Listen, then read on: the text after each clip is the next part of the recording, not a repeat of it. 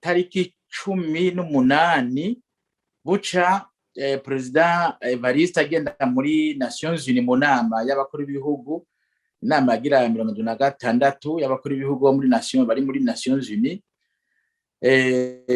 Niho bavuga ko hatewe ibisasu bitango amaroketi kuri aeroport y'Ibujumbura.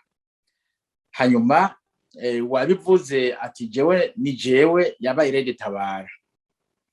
Rede Tabara rero bivuze bidatevye haca haba amagrenade kuwa bukeye Igitega, bukeye bundi Bujumbura ku bituro vy'amabuse mu gisagara mu Kamenge. Rero bejo bundi mwarumvise ko ari mama biciye juste muhiriwe yaragiye ku kazi ngo yakora muri Ministère de l'Intérieur agapfa, n'ubundi mwana we yarapfuye. Hanyuma hariho n'abandi bateye grenade mu Kanyosha harapfa umumama n'umwana. Mu Maria Muntuzenya mu Gatumba bavuze ko bateye grenade, kandi bateye grenade ejo harapfa abantu 3. Uyu munsi bavuga kandi ko basubiye gutera handi mu Kanyosha.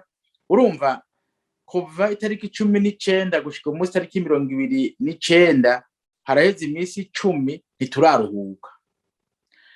Jewe rero nkabifatanya n'ugo rugendo Perezida yaragize, kubera ko byaciye biba atari hari.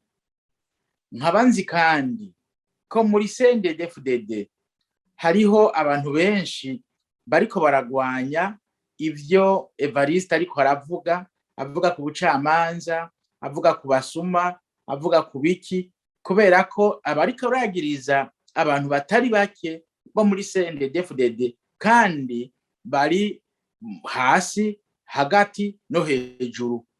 Abo rero bariko baramugwanya mu vy'ukuri, kubera ko bavuga bati ibi ntaguma avuga bizodukwegera karambaraye.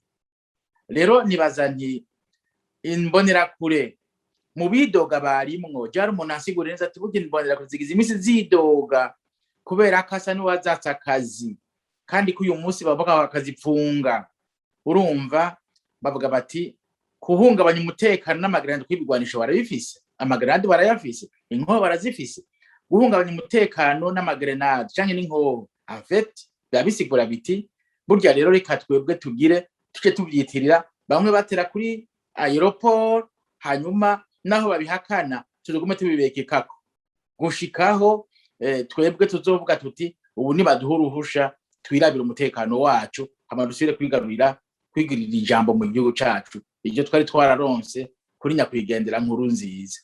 Jewe uko niko niyo nsiguro n'ukuri ndabiha ko barya abantu ba Rede Tabara bagize birya. Okay, nibaza ko abavyamagrenade navyo baravuga ati twebwe ntiturimwo, kandi bashaka kumva ko batarimwo.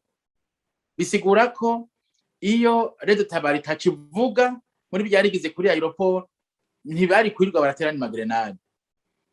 Ariko abarinze bavuga ati ni twebwe, naco bavuga ati sawa kaza mu bivuze, reka twe tugira ibinatwe hama twe tubibitirira tubakurikirane dukurikirane tudashaka dukubitire ku buhombo. Ibi bintu bikwiye guhagarara uko bitanguye uko ntumenye iyo biherera.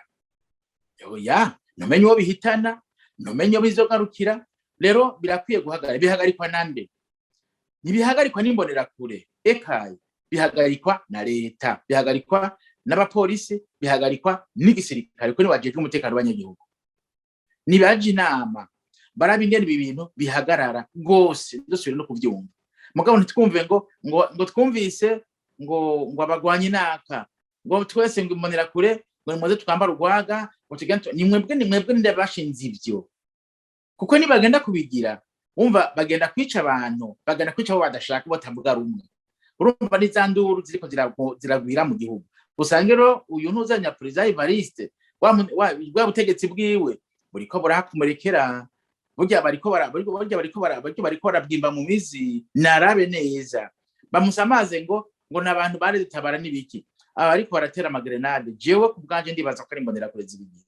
Nabihagarike, navuga ati jewe aho ngeza ndasavye muntu baza gufatana grenade tumubone ariko arahanwa ubwo nyene, kuko none bazimangana gute, bazitera gute bagaca bazimangana ubwo nyene ko badafata abazitera.